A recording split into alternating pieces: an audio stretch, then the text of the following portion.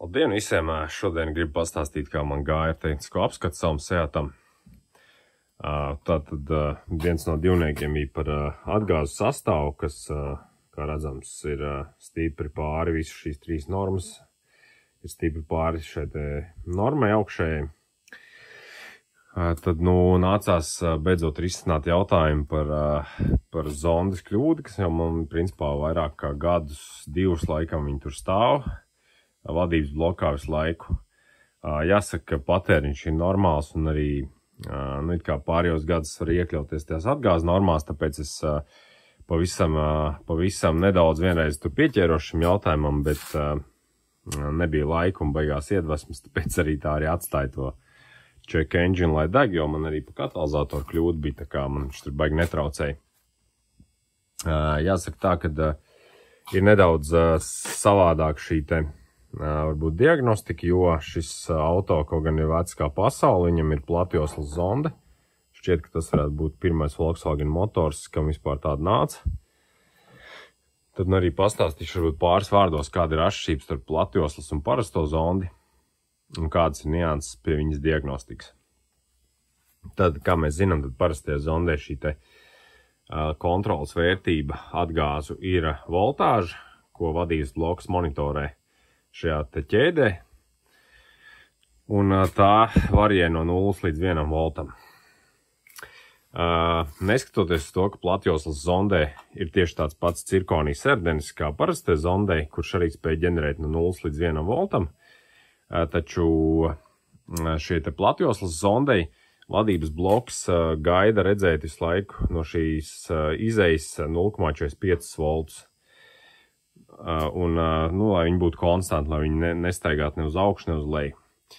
Un tā sarežģītākā daļa šai zondē ir tā, ka, lai nodrošinātu šos 0,45 voltus visu laiku šajā cirkonijas serdenī, ir vēl viena sekcija, kas atbild par, viņš šķiet saucās elektroķīmiskā sūkņa sekcija. Tātad šeit ir kambars, kurā tiek veikts mērījums atgāzēm, un ar šī sūkņa palīdzību šeit tiek vai nu vairāk vai mazāk iesūknētas šīs izplūdes gāzes, un līdz ar to tiek noturēts balansā visu laiku šis mērījums 0,45 volti. Respektīvi, šai sūkņa sekcijai tas galvenais uzdevums ir noturēt visu laiku šo voltāžu 0,45 voltu robežās. Un savukārt par atgāzu reālo sastāvu liecina nevis voltāžu, bet šajā gadījumā miliampēri, ko patērē sūknis. Viņš vai nu ir plusā vai mīnusā šie ampēri, un tādā veidā vadības bloks saprot, vai šīs izplūdes gāzes tiek iesūknētas kambarī vai izsūknētas ārā no šī mērīšanas tās sekcijas. Tas tā nezinātniski īsos vārdos ir par šo starpību starp parasto un platjoslas zondi. Kāpēc viņi tika vispār ieviesti? Tas ir lielākoties tādēļ, kad parastai zondei ar šo voltāžu ir ļoti ierobežots diapazons, cik viņi spēja, izmērīt to atgāzu sastāvu. Tas ļoti mazs tas koridors, Platjoslas zondē šīs iespējas ir kudī lielākas, viņi spēja izmērīt ļoti liesu un ļoti trēknu maisījumu, Tāpēc arī viņi tika ieviesti tālajos 2000 gados. Jāsaka arī vēl tāda interesanta lieta, ka es atradu mašīnā papīrus no 2016. gada skata. Tas ir 7 gadu atpakaļ. Un jāsaka, ka tur arī šīs atgāzes nevarētu teikt, ka ir ļoti spīdošas. Viņas ir labākas, bet tomēr nav tā, ka tur ir 0,0, piemēram 4 vai kaut kas tam līdzīgs. Un HCH jau ir tāpat uz robežas. Tā kā tā, parādīšu uz mašīnas vēl pāris lietas. Kā man gāja. Vienmēr sakot, tad vēl par to kļūdu ātri izstāstīšu. Tā kļūda, vienmēr sakot, ir tāda visādās variācijās, lai es ko vai tur darītu. Kļūda vienmēr bija tā pati par references voltāžu, kur ir šī 0,45 volti, un tik līdz viņa uziet kaut kādu ciparu, 0,55 vai 0,6 volti vai nokrīt zemē, iziet ārā no šī koridora, tā ierakstās kļūda par references voltāžu. Tas nozīmē, manā skatījumā tas nozīmē to, ka šī sūkņa sekcija netiek galā ar savu uzdevumu tajā brīdī. Tāpēc arī šī voltāža vairs nenoturās 0,45, bet bet iziet ārpus šī koridora. Jāsaka, es tur veicu dažādas mērījumus un kaut ko es gan arī safilmēju, bet to es arī nepublicēšu, tur tas baigi gari sanāks. Bet jāsaka, es biju apsāsts ar domu, ka es gribēju redzēt, tā kā šī voltāža, tajos brīžos, ka bija kļūda, tad šī voltāža staigāja augšā lejā tieši tāpat kā parastie zondei, principā no 0 līdz 1 voltam.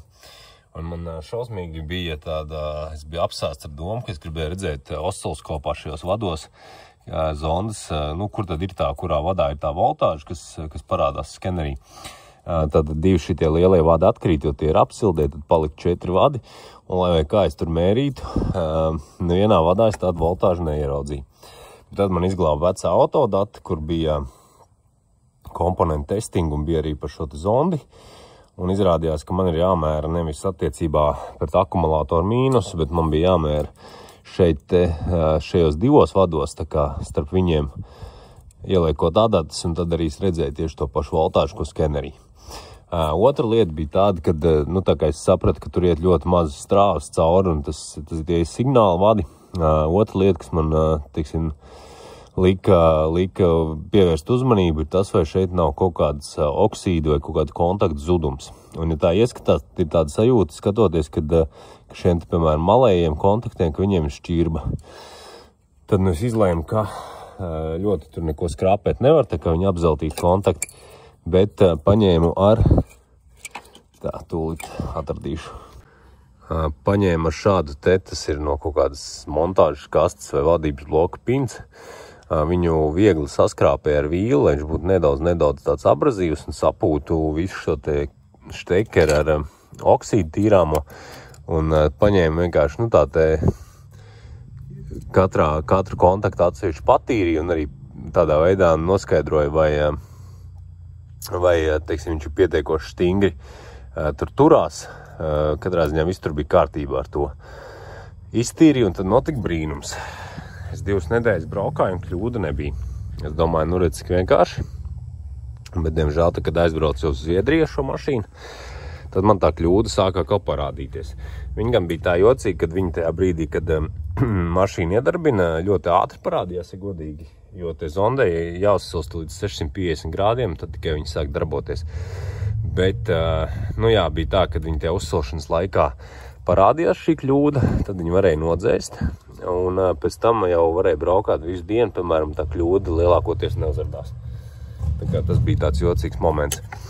Jāsaka, kā ir, bet bija skaidrs, ka ar tīrīšanu laikam tur tomēr nekas nebūs līdzēts. Tāpēc es pasūtīju RRR jaunu zondi, kā jaunu lietotu. Pirms likt šrota zondi man vēl viena lieta nelika mieru, gribējās paeksperimentēt, jo pie manis bija nokļuvusi 3 gadus veca vai 2 gadus veca zonde no Volkswagen centra, miskastes, kuru man ļoti gribējās pamēģināt uzlikt. Jo bija tāda neliela procentuāla cerība, ka nav veikta korekta diagnostika un ir izmesta derīga zonde. Bet, diemžēl, pārliekot štekeri un uzliekot uz mašīnas, tā situācija bija, principā tāda pati varētu teikt. Plus vēl šai bija par apsildi kaut kāda kļūda. Iespējams, ka tur kaut kādas pretestības jau startā nav pareizes, teiksim, jo 20 pāri gadi starpā. Grūti spriest, bet nedarbojās katrā ziņā. Bet jāsaka arī tas, ka 2 gadu laikā zonda nobeidzās, laikam neko labi neliecina par ražotāju. Bet, tātad uzliku šo atnākušo zondi, turpat nebija jāpārtais štekers. Viss bija tāds pats, jo man bija viena šāda pats zona no Audi, un te bija tā, ka vadu krāsas tāds pašs, štekers tāds pats, bet viņi izvietot bija citās vietās, neskapēc.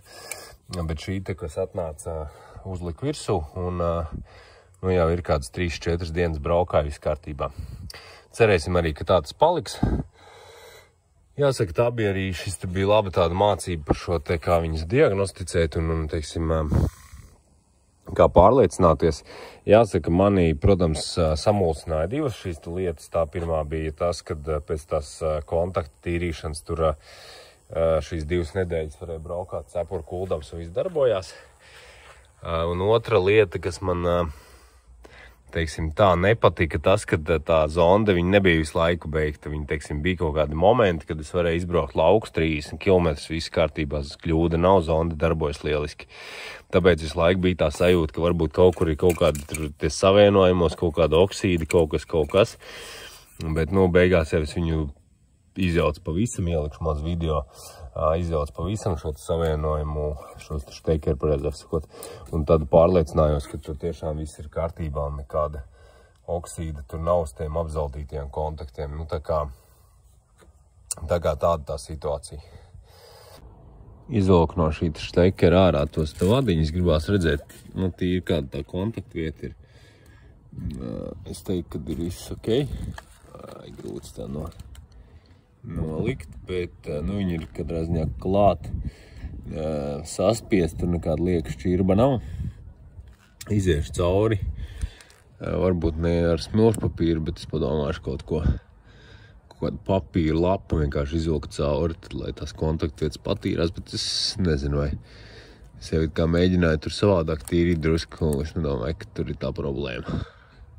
Par to tīrīšanas izlēmu šādi, kad es papīra lapu dubultā salocu un tā parīvēju cauri vienkārši pavalku un var redzēt, ka tur ir tāda melna svītra. Es domāju, ka tas kaut kāds oksīds bija uz tās kontaktvirsmas.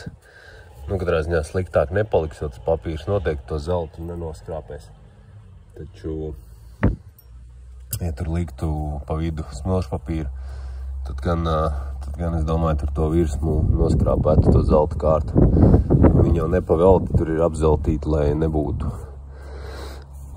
tāda situācija, kad tur zūd kontakts, jo šajā signāla vadā ļoti minimāls, teiksim, šis spriegums. Un tas ir kā signāls, un tur neiet nekāda lielā strāva cauri. Tur ir 1 volts, un viņš tik līdz kaut kādas traucējumi, tā arī darbībā zondas uzreiz tas izpaužās. Tātad parādīšu šo te propāna testu. Situācijā, ka tā ir parastā zonda, mēs izvēlamies zondas voltāžu, siltam motoram, protams. Šeit es arī izvēlējos zondas voltāžu pirmajam sensoram un zondas voltāžu otrajam sensoram. Pirmais sensors, tātad man ir platjoslas zonda, otrais ir parastā zonda. Līdz ar to otrajā sensorā mēs varam novērot, teiksim, reakciju uz šo te propānu tiešā veidā uz voltāžu. Pirmajā, ja tā zonda būs darba kārtībā, tur nekādas izmaiņas nebūs. Tātad zilā strīpai man ir otrā zonda, kurā mēs varēsim redzēt arī šo te maisījumu reālo bagātināšanos. Bet nevajag pāršaut par strīpu, jo viņš noslāps tā mašīna. Un mēs redzam, kā aizgāja šī te otrās zonas voltāža tuvu 1 voltam, kas nozīmē, ka maisījums ir trekns. Tādā veidā var noteikt, ka šī zonda ir spējīga reaģēt uz maisījumu izmaiņām. Teorētiski, protams, arī to ar gāzējot darīt un tur ieskrienoties un visu kaut kā, bet šis man patīk, šis tests, teiksim tā, tīri labi. Un kā redzams, tad pirmā zonda pat nepakustējās šī voltāža pie šādas te maisījuma izmaiņas. Tagad otrais iepūtu un varam redzēt, ka izmaiņas praktiski nav nekādas. Šobrīd abi izvēlētie parametri attiecas tikai uz pirmo zoni, tātad platjoslas. Zilā svītra būs procentuālā kontrole, tātad šīs maisījuma korekcija reālā. Un otrs būs šī te lambda vērtība. Viņa gan varētu nebūt tik, teiksim, ar lielām izmaiņām šo maisījumu. Jāsaka, ka šobrīd tabulē tā skala ir tāda, kad izskatās, ka ļoti mainās tas procentuālais maisījums. Bet patiesībā sakot, ja mēs paskatāmies, tad ir tikai 1 līdz 3% kaut kur šī izmaiņa. Bet arī tagad ņemšu pūtīšu iekšā un skatīsimies, kā izmainās šis te rādījums. Un mēs redzam, ka tiek milzīgi ņemts no 25%, tātad 24%. Arī varam redzēt, ka šī te landa vērtība paiet uz leju, bet principiāli visvairāk ir šī te reālā procentuālā kontrole. Tiek palaist uz leju stipri mīnusā, degviela tiek ņemta nost. Dzirdam pilnīgi kā motors, uzreiz arī savādāk darbojās. Un tad, lūk, šis arī tas galvenais iemesls, kāpēc tiek ieviesta šī platjoslas zonda, jo viņi spēja šādā milzīgi plašā diapazonā, teiksim, konstatēt šo maisījumu un viņu arī mēģināt regulēt. Tā kā